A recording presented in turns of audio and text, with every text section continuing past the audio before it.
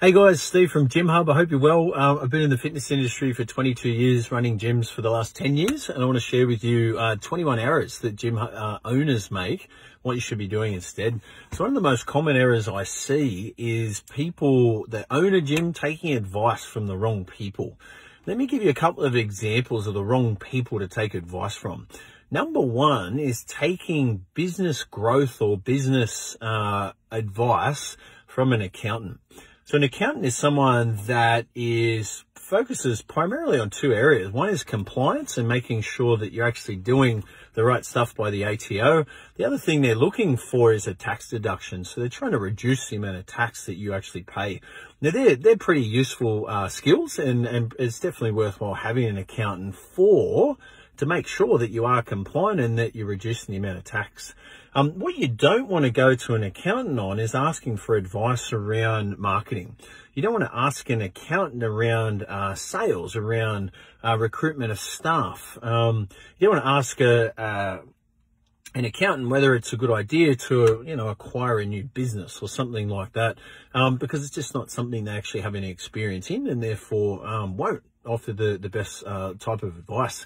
Number two is taking advice from family. So if you're sitting around a table with family and your parents or your brothers and sisters, for example, if they don't run a small business, if they don't sell memberships for a living, if they're not sort of putting ads on Seek and actually trying to recruit fitness professionals, it's not very useful to have their opinion on what you're doing on a day-to-day basis. And I think whilst they love us and they think they have our best interests at heart, sometimes they don't actually have the experience or the skills required to give you the best advice. So I just love you to keep that in mind.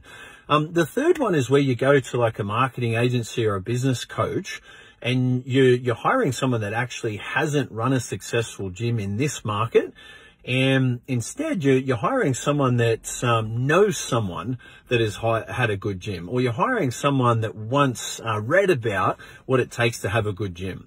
Now, think about it. Like, you wouldn't, if you broke your leg, you wouldn't pay someone to operate on your leg just because they once spoke to a doctor or met a doctor.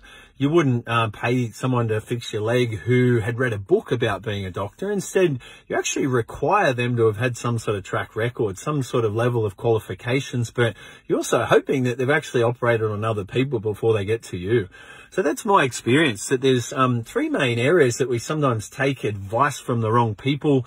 The first one is taking advice from accountants when it comes to growing your business instead of just what the accountants are best at. The second one is taking advice from family if they haven't actually had any small business experience and can pass on some skills.